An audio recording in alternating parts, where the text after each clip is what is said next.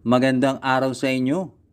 Karera Tips, May 20, 2026, Wednesday.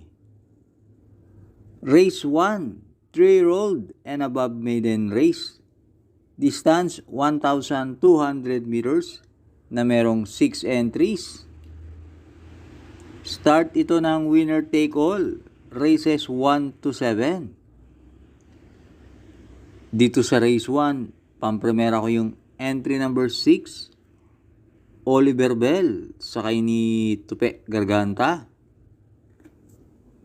Yan si Oliver Bell. Nung tumakbo yan, gumawa ng 1:15 sa 1:2 at hindi masyadong ginalawan. At panigundo ko yung entry number 5, Succeed, sakay ni RC Simasio. Yan naman, meron tiyempong 1:15.8. Kaya dito sa race 1, pampremera, 6, Oliver Bell. Panigundo, 5, Succeed. Race 2, 3-year-old and above maiden race. Distance, 1,200 meters na merong 14 entries but 13 in betting option. Start ito ng peak 6, races 2 to 7. Magandang karera tong race 2, bahala na kayong magdagdag. Pampremera ko rito yung entry number 2, Kangkaluking, sakay ni JT Pabilik. Last run, na tersero lang yan at gumawa ng 1:15 sa 1:2. Pero hindi maganda ang alis niyan. Kung nasa bayan, sa tingin ko, kung 1:14 lang, kaya niyang gumawa. Kaya yan ang pampremera ko. Panigundo ko yung 11, Golden Showtime, sakay ni NC Lunar. Yan naman, nasigundo nung May 6 at gumawa ng 1:14 sa 1:2.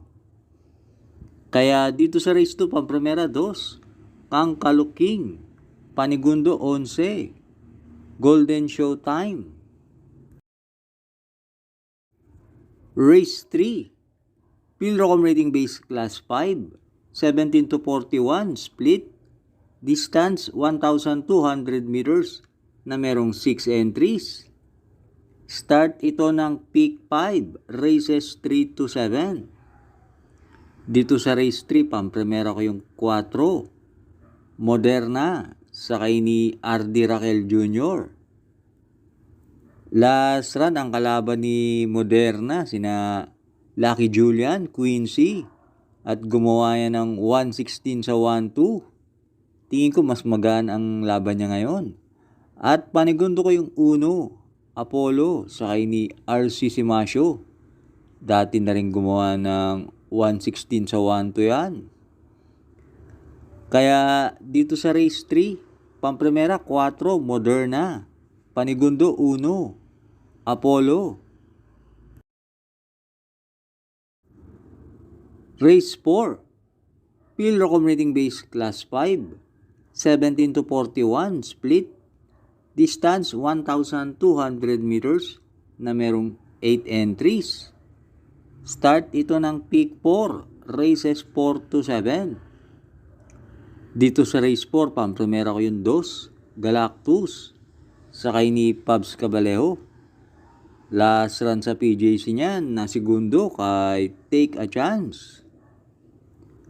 At panigundo ko yung entry number 3, Seychelles, sakay ni CL Advincula. Last run naman, mabigat ang nakalaban yan, sina Blame the Ghost, Figure It Out. Dito sa ganitong grupo, tingin ko may panalo yan. At pantersero ko yung entry number 6, Kipitaki, sakay ni JB Hernandez. Last run naman, gumawa yan ng 1:15 sa 1:2. Kaya dito sa race 4, pampremera 2, Galactus, panigundo 3, Seychelles, pantersero 6, Kipitaki. Huwag na huwag pong kakalimutan mag-like and subscribe. At binabati ko nga pala ang ating mga members. Thanks for joining. Race 5 na tayo. Field Accumulating Base Class 3, 57 to 70. Distance 1,200 meters na merong 10 entries. Dito sa race 5, sosolohin ko na yung entry number 5. Chancelicious, sakay ni Jeff Sarate. Maigsi lang ang distansya at iba ang tuli nito, si Chancelicious. Sa distansyang 1 mile, gumagawa yan ng 1:39.8 at tingin ko siya na rin ang babandera.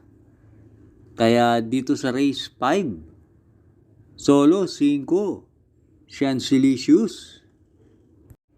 Last double na tayo, race 6. Field Accumulating Base Class 4, 42 to 56 split.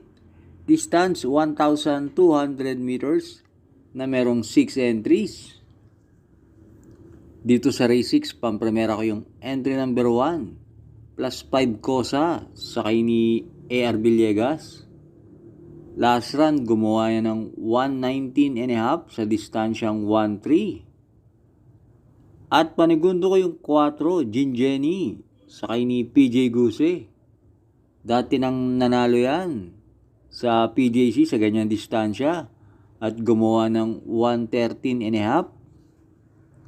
Kaya dito sa race 6, pampremera 1 plus 5 Cosa, panigundo 4, Gin Jenny. Race 7, Field Accumulating Base Class 4, 42 to 56 split. Distance 1,200 meters na merong 9 entries. Dito sa race 7, pampremera ko yung 7, Malibu Princess, sakay ni Joel Ciego. Huling takbo ni Malibu Princess sa PJC na tersero kina Elena Bell, Melania, at gumawa ng 1:27.5 sa 1:4. At panigundo ko yung entry number 5, Galloping Ghost, sakay ni NJ Esteban. Huling tumakbo si Galloping Ghost sa PJC noong April 24. Gumawa ng 1:14.4 sa 1:2. At pantersero ko yung entry number 2, Diamond Heart, sakay ni Pabs Cabalejo. Meron din yan 1:14 sa distansyang 1:2. Kaya dito sa race 7, pampremera 7, Malibu Princess. Panigundo 5, Galloping Ghost. Pantersero 2, Diamond Heart.